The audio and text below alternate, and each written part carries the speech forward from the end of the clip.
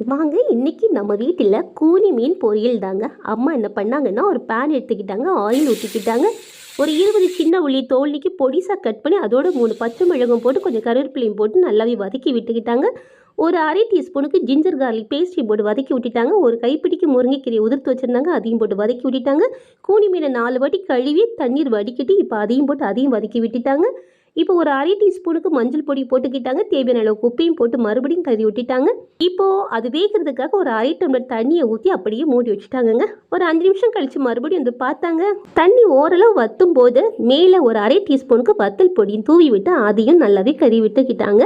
மேலே ஒரு கைப்பிடி அளவுக்கு துருவின தேங்காவை மேலே தூவி விட்டாங்க. நல்ல தண்ணி வற்றின பிறகு கிளறி அப்படியே கொடுத்தாங்கங்க. ஒரு டீஸ்பூனுக்கு தேங்காய் எண்ணெய் மேலே அப்படியே ஊற்றி விட்டுட்டு ஒரு 10 நிமிஷம் கழிச்சு ரசமும் கூனி மீன் வச்சு சாப்பிட்டீங்க. அடிபொழி இருந்துச்சு. நீங்கள் இந்த மீன் சாப்பிட்ருக்கீங்களா அப்படின்ட்டு கமெண்ட் பண்ணுங்க. பாய்.